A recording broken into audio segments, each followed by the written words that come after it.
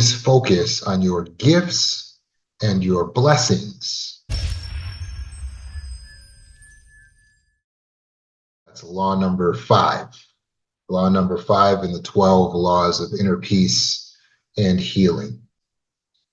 Buddha taught that the greatest gift is the act of giving itself. The greatest gift is the act of giving itself. There's a biblical principle that says the greatest joy is in giving, not in receiving. When we talk about our gifts and our blessings, we're talking about things that we have received, those are our blessings, and things that we can use to bless others, those are our gifts. The Apostle Peter said, in proportion as each person has used a gift, use it in ministering to one another, which means use whatever you've got to serve your fellow man. So there was a parable that Jesus told his disciples, and it goes like this. There was a master who was going to be traveling abroad, and so he gave his slaves, who were employees according to the old system, talents, and each of them he gave the talents proportioned differently. To one man he gave 5 talents. These talents are units of measurements or special abilities. To the next slave he gave 2 talents, and to the next he gave 1 talent.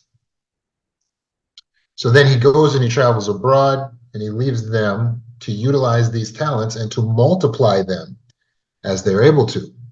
The man with the 5 talents gets to work in investing and multiplies his 5 talents and makes 10 talents. So when the master arrives back, he has these 10 talents to give back to the master. And the master says, I'm very impressed. Thank you so much. Now I'm going to bless you even more. The man that had the 2 talents got to work and multiplied his 2 talents.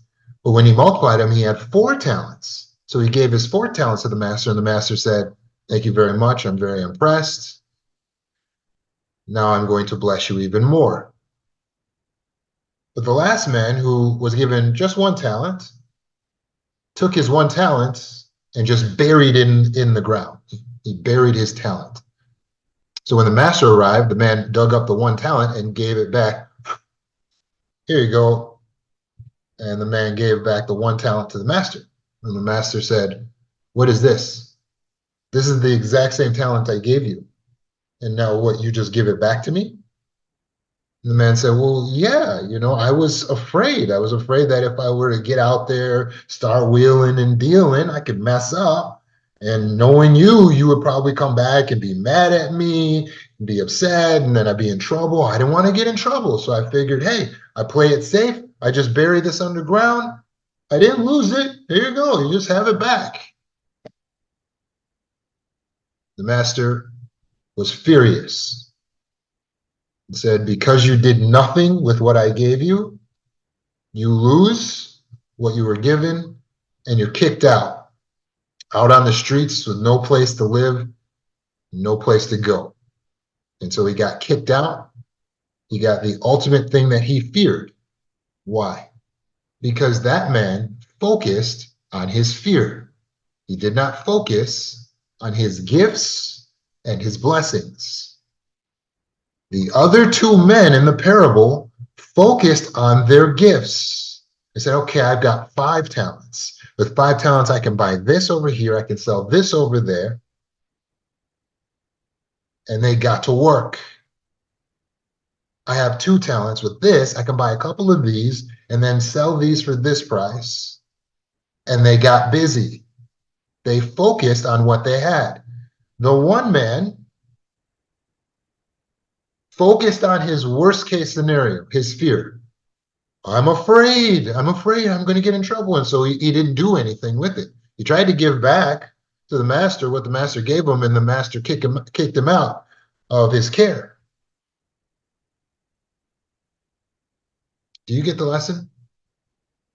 We should be like the first 2 slaves in the parable and always focus on our gifts and blessings so that we can multiply them and use them to help others. When we talk about gifts, we're talking about any blessings that you can use to improve the experience of others. They're your blessings that you get to use to bless others. That's what your gifts are. They can be your talents like singing, creating music, and dancing, your acting and your movies that you can make, and the arts and crafts that you make. Your gifts could include special abilities that you've developed over time, the gymnastics and the accounting and the directing and all of the composing, things that you went to school for, things that you went to trade school for. These are gifts, the skills that you've developed as an artisan, as a craftsman, as a construction worker. These are gifts. Some of them are things that you might have just been born with, good looks or special talents. These are gifts. They can involve your influence, your connection. It could be your money. All of these things can be used to enhance the experience of others. All of them can be used to bless others. These are your gifts. In proportion as you received a gift, it's your responsibility to figure out how you're going to make use of it. Some people use their gifts just to enrich themselves.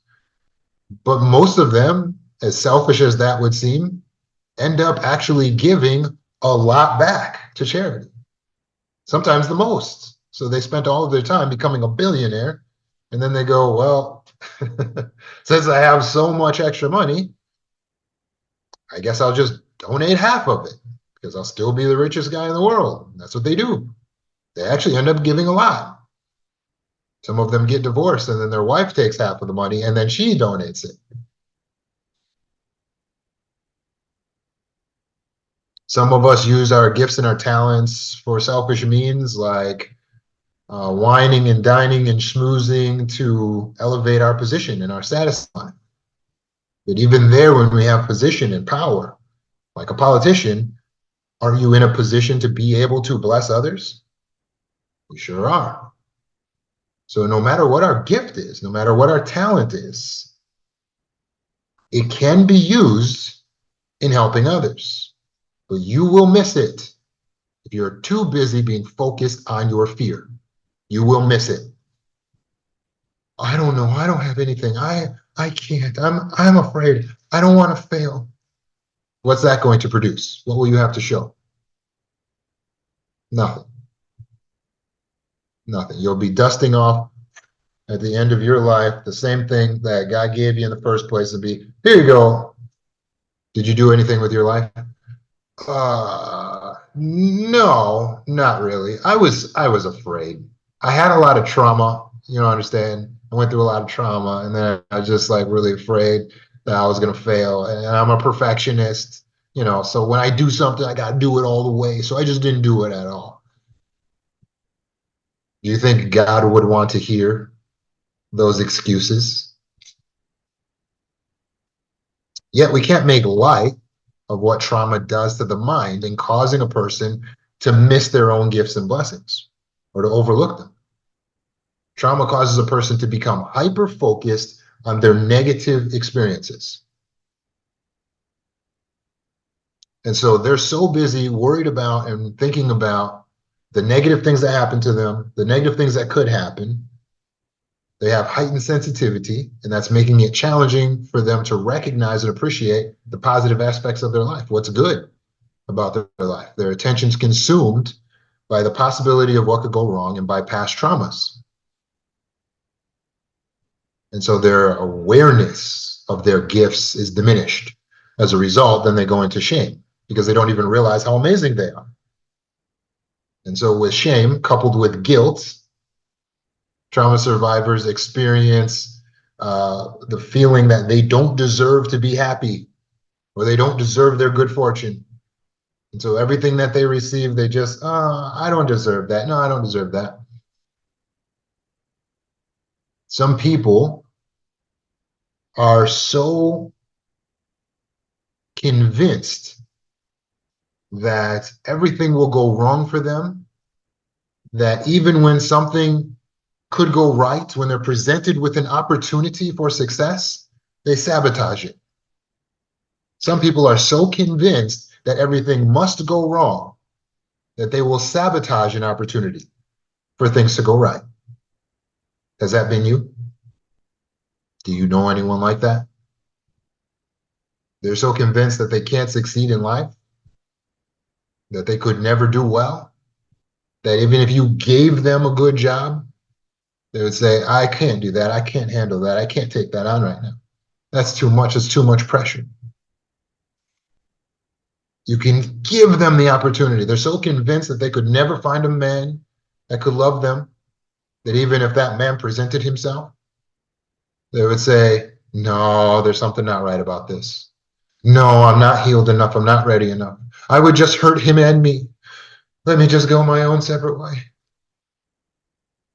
And they will run away from a good relationship. They'll sabotage it. They'll smear that good partner because they're so focused on the trauma, the fear, that they can't receive the blessing. For many trauma survivors, they have negative core beliefs about themselves. So they feel worthless. They feel shame. They feel unworthiness. Maybe they were neglected in their childhood or by past partners. As a result, they have a distorted perception of themselves. And so how do they see their abilities? It's like it's nothing. They could be the best singer in the world, but because they weren't loved and they were neglected, they go, oh, yeah, I mean, I can sing, but that's all I have. What? How is that following law number 5? How is that focusing on your gifts and blessings? Law number 5 is always focus on your gifts and your blessings. And the way they talk about their gifts and their blessings is, yeah, but that's all I got. All I have is my husband. I don't have any kids. All I have is my kids. I don't have a husband. Yeah, I've got this house, but we only have one. Yeah, I've got a car, but it's not new. And they downplay all of their gifts and all of their blessings. And how does that make them feel? Low self-worth, low self-esteem, lack of confidence. You could be sabotaging your own self. At a certain point through our trauma journey, we have to recognize that we are the abuser of the self. Let's get all the fingers pointed at ourselves right here. I am the abuser of me because I'm the one who keeps tearing myself down and emotionally neglecting myself, because we have some of those who are avoidant, right? The avoidance coping is a coping mechanism where you try to manage the distressing events related to trauma by just shutting down your mind, blanking it out, not thinking about things, distracting yourself. That's avoidance coping. Do you use avoidance coping? Because you're so busy avoiding all of the feels and all of the reality that you miss the good reality. That's what happens with avoidance coping. So you don't even realize your own gifts, your own blessings, your own skills, your own talents, your own ability. Because you're too busy avoiding. You're just sitting there. I can't handle real life. I can't handle real life. So what's happening? You got good friends, you don't want to talk to them because you're avoiding. You got a good woman and you're ghosting because you're avoiding. You got family that loves you maybe, and you're avoiding them, and you're silent to them, or you're lying to them, or you're hiding from them. People will run from their own blessings. There is a story of a guy who wanted to give someone in his church some money, and he happened to see the guy driving in his car with another friend. And so he was like, oh, I just need to get that guy's attention because I got this money for him. And so he's flashing his lights behind the guy, hey, trying to get his attention. Well, the two in the car, they saw the lights flashing behind them, this car driving close, following them. They're like, oh, and they had trauma response. They're like, who is this? Somebody's following us, man. We got to get out of here. And they're driving faster and they're making multiple left turns, and they're going for miles. And this guy behind them just wants to give him money. It's like, man, They are making it so hard. They were actually running from their own blessings. And that's how some of us live our lives. We run from our own blessings because of trauma, because we're avoidance coping, because we're focusing on the negative. Let's put a stop to that tonight. Let's make a resolution tonight that we will not run from our own blessings.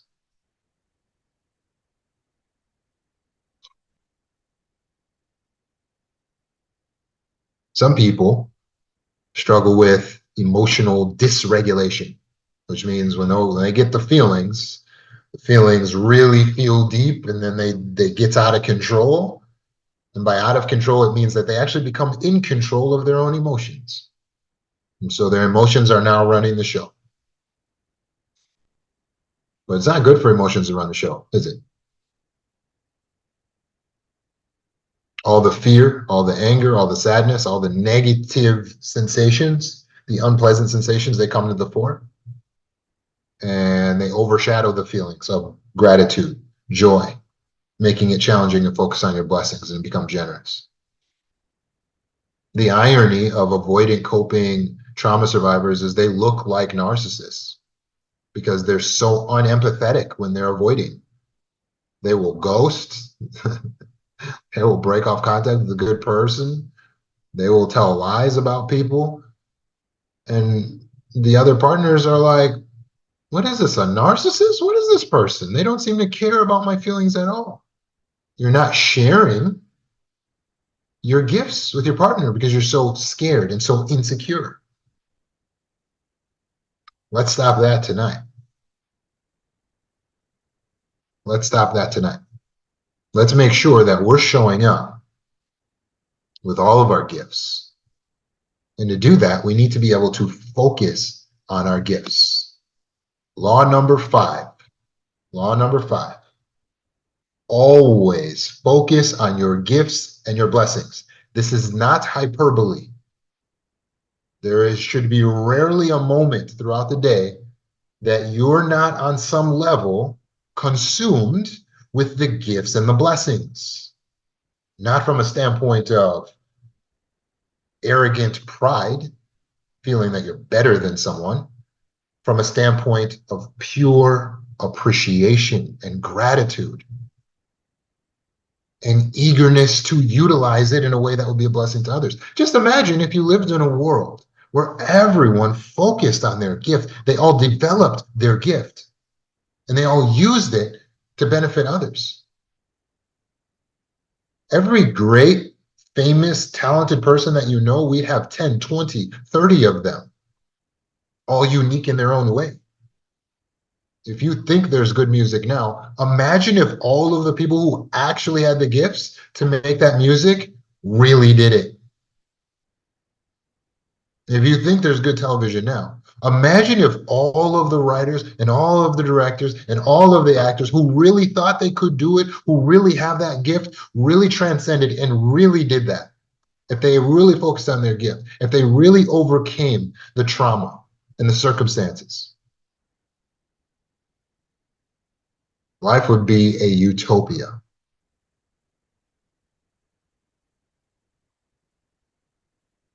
But we have a lot pulling us back and holding us down. Some people are so consumed with negativity, they're not even sure what their gift is.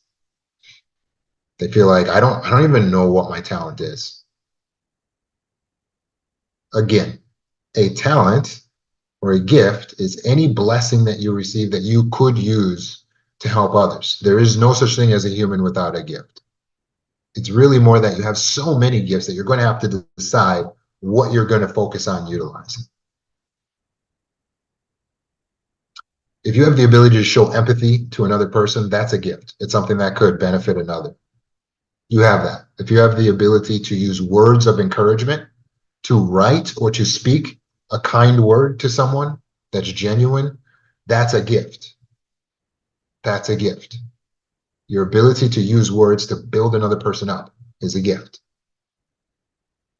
Your empathy is a gift. Your kindness is a gift. Your generosity is a gift. Your intelligence to figure out solutions to other people's problems is a gift. Your advice and your wisdom that you have to give is a gift. All of these things make another person's life better. Your spirituality, your connection to the divine is a gift. Your voice, just for another person to see someone of their gender, of their color, utilizing their voice and speaking out, that is a gift. Your language is a gift.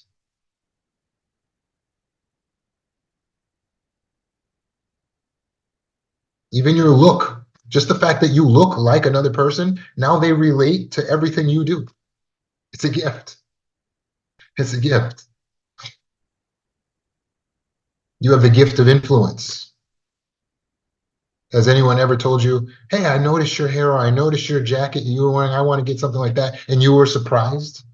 Because to you it was nothing. You were surprised to know that there was someone else who was looking at you from the standpoint of seeing you as being influential, that you were inspiring them. It surprises you because your gift of influence is not even something you can turn off. You're just riding the bus to work and someone else is being influenced and inspired by you. It's a gift. All of these things are gifts. Our time, our energy, our resources, our talents, our beauty, our body, children, our money, all of them are gifts. So it's not a matter of, well, how do I find my gift? Pause and meditate. The problem when you say you don't know what your talent is, you don't know what your gift is because you're not taking enough time for self-reflection. So what do we need to do? Take the time for self-reflection. Pause, meditate. Right after this call, right after this talk, just get a pen, get a blank sheet of paper, or find a space on your wall, mirror, on your arm, somewhere. Find something to write on. And just ask yourself, what are some of my gifts? And just start writing them down. I'm kind. I'm friendly. I got talent. I'm a people person. I know how to, right? I read this many books. I do this amount of things. Write down your gifts. What are some things you appreciate about yourself? Things that aren't so terrible about yourself. And you start going, yeah, I've been through a lot. I have experiences. And then you start thinking, maybe I should write these experiences down. Maybe I could write a book. And it's like, yeah. And then your coach tells you, break it down in smaller steps. Write blog articles, one blog at a time. And then create a book out of your blog articles. Now you're helping people in the process of creating your book. Whoa. And then you see people responding and you realize your words, your story is a gift. Your voice is a gift. When we feel a lot of emotions, don't avoid. It's okay occasionally that you might have to distract because it's not the proper time to deal with the emotion, but take the time that same day. Breathe.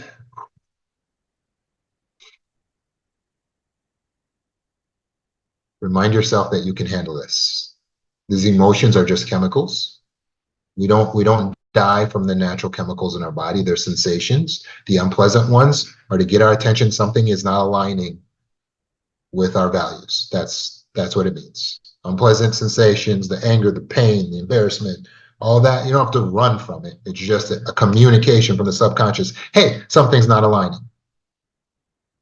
You have to look at your emotions like children in a classroom, and you're the teacher. If you allow the children in the classroom to run the class, how's that going to go? Not good. That's what emotional dysregulation looks like. When someone allows their emotions to run them, their life is in a disarray. So you must recognize, okay, it's my job to run this class. These emotions are like children. I can listen to what they're saying.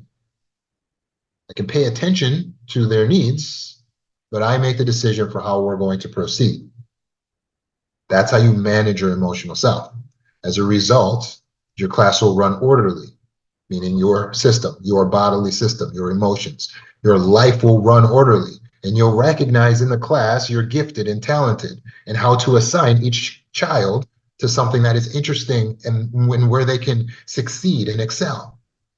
And likewise, you'll be able to recognize in yourself your gifts and your talents so that you can assign yourself a purpose, which is just goals that you can achieve that will make your time worthwhile and show that you've multiplied your talents.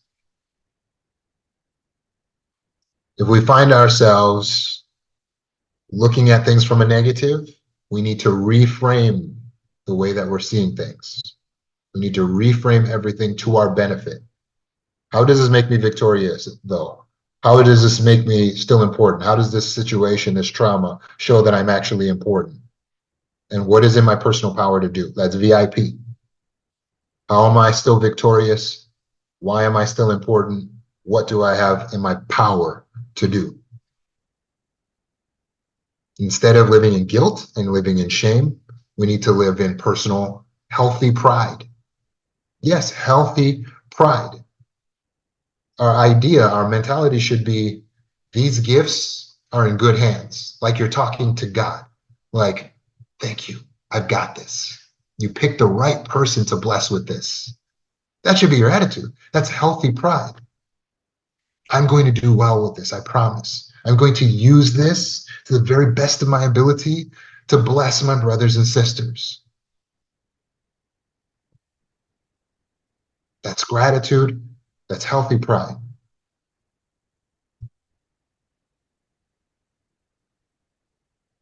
We need to develop positive core beliefs instead of the negative core beliefs. I'm not worthy. I'm not worth it. I can't.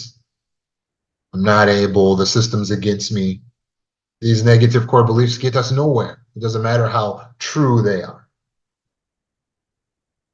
So we develop positive core beliefs and we focus on how we can see things in a beneficial light, such as I am worthy.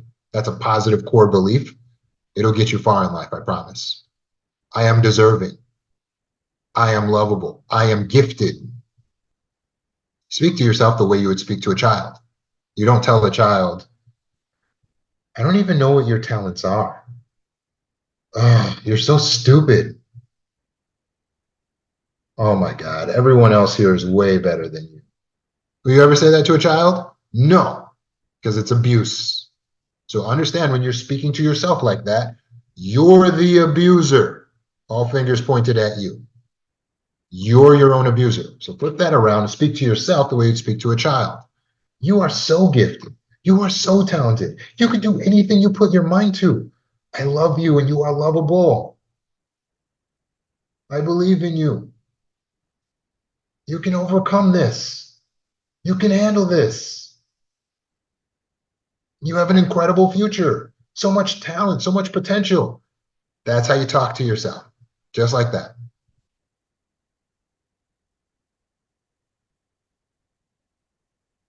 Is that making sense? From this discussion, do you feel like you understand how you're supposed to be focusing the conscious mind and how you're supposed to be reprogramming the subconscious? You need to make sure that you're focused on your gifts. In fact, your entire life needs to revolve around purpose. And purpose is just the use of your gifts in a way that's beneficial to others as well as yourself. Purpose is the use of your gifts in a way that's beneficial to others as well as yourself. That is the focus. So live your life according to purpose, and then you'll get to experience the joy, the happiness of giving. And what Buddha said when he said the greatest gift is the act of giving itself.